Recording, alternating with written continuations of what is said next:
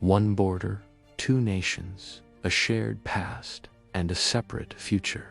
The dramatic 1993 vote that changed the map of the Horn of Africa.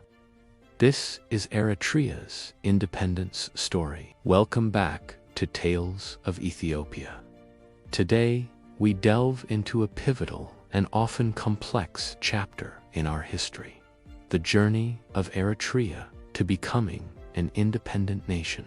For decades, Ethiopia and Eritrea were intertwined, sharing deep cultural roots and a turbulent political landscape. But in 1993, Eritrea officially gained its independence. How did this happen? Join us as we unravel the story of Eritrea's independence. To understand Eritrea's path to independence, we need to briefly look at our shared history. For centuries, the territories that make up modern-day Ethiopia and Eritrea were part of interconnected kingdoms and empires.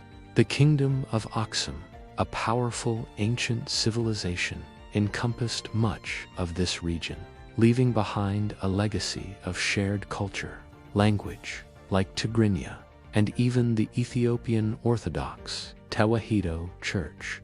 However, the colonial era in the late 19th century dramatically altered this trajectory.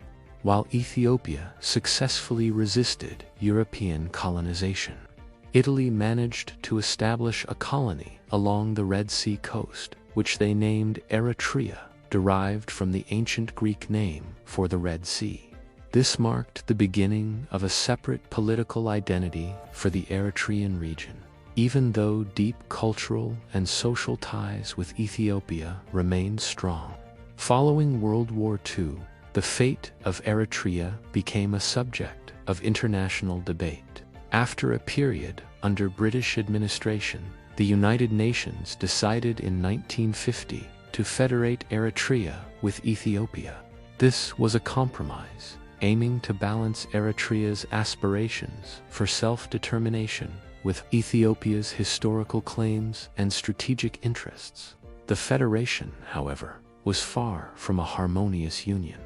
Eritrea possessed a more developed political and labor movement due to its experience under Italian colonialism. Eritreans had their own elected assembly, flag, and official languages. In 1962, against the will of many Eritreans, Emperor Haile Selassie unilaterally dissolved the Eritrean parliament and fully annexed Eritrea as its 14th province. This forceful annexation ignited a decades-long armed struggle for independence. In 1961, the Eritrean Liberation Front was formed, marking the beginning of the Eritrean War of Independence. Initially, the EPLF faced internal divisions and challenges. The war was a protracted and brutal affair, marked by significant sacrifices on both sides. Eritrean fighters, often operating in difficult terrain, employed guerrilla tactics against the Ethiopian military. The conflict was fueled by a deep desire for self-determination among Eritreans, who felt their identity and rights were being suppressed. Different Ethiopian governments, from Haile Selassie's imperial government to the Derg's military junta, attempted to quell the rebellion through military force, but the Eritrean resistance persisted. The political landscape in Ethiopia underwent a significant shift in the late 1980s and early 1990s. The Derg regime, which had overthrown Haile Selassie, faced growing internal resistance and the advance of various rebel groups, including the Tigray People's Liberation Front. Recognizing the long and arduous struggle of the Eritrean people, the new Ethiopian government agreed to hold a referendum on Eritrean independence. The Eritrean people had waited for this moment for decades. It was a testament to their unwavering spirit and resilience in the face of adversity. Leaders like Mahmoud, Muhammadu Nur, Hassan Gora, Abdul Karim Qasim, and others had tirelessly fought for this moment, offering their leadership, strategic brilliance, and courage. And when it came, the referendum was not merely a formality. It was a resounding declaration of self-determination. With an overwhelming 99.9% vote in favor of independence, the Eritrean people made their choice clear. This wasn't just a political decision. It was a celebration of identity, culture, and the inherent right of a people to determine their own future.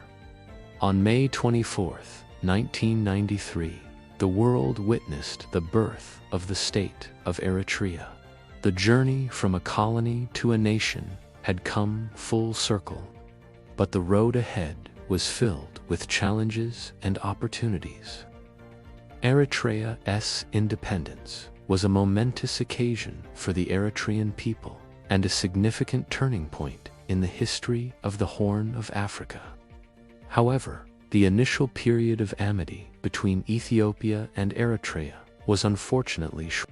Border disputes and other political and economic disagreements eventually led to a devastating border war between 1998 and 2000, leaving a lasting impact on the relationship between the two countries.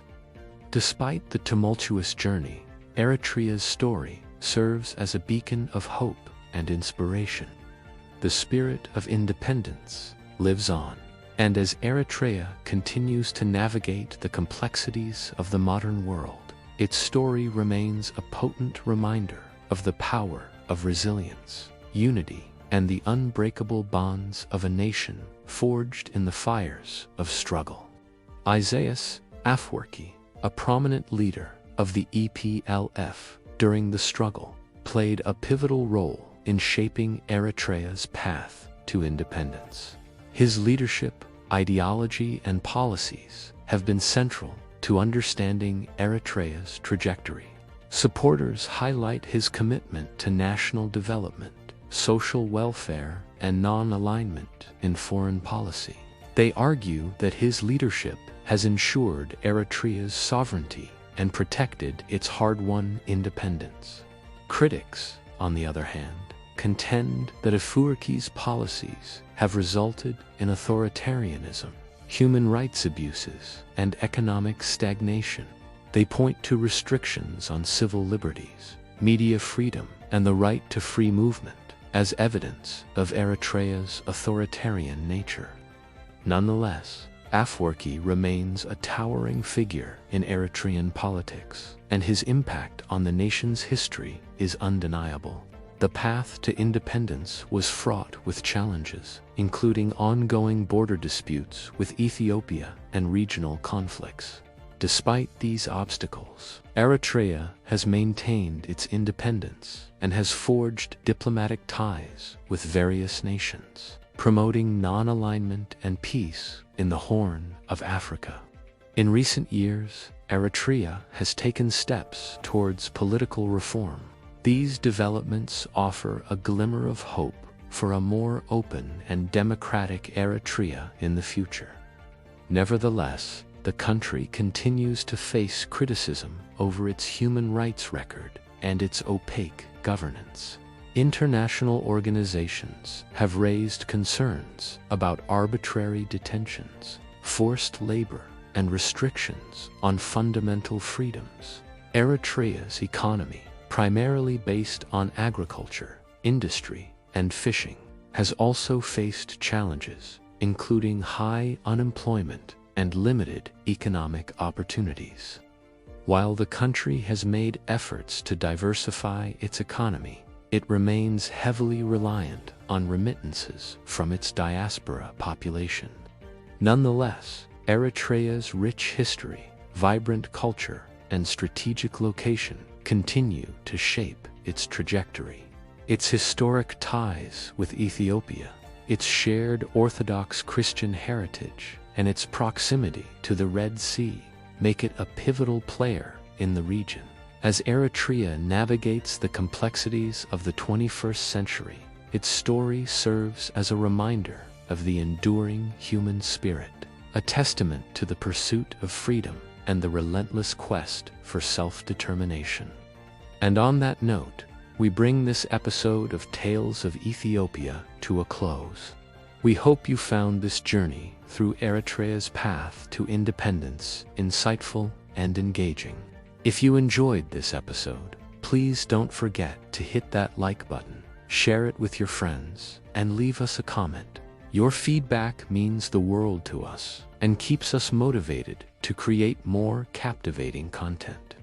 And if you haven't already, kindly subscribe so you're always in for more enlightening tales. From the oldest country to the youngest, every nation has a unique story, and we're here to bring them all to you. Until next time, stay curious, keep exploring, and let's continue learning together.